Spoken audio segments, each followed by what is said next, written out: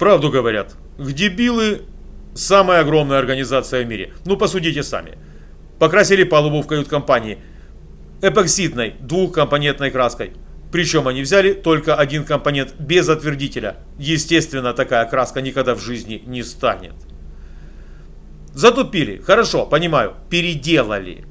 На следующий день коснулось покрасить еще кусочек. Ситуация повторилась. Где Билы? Они везде.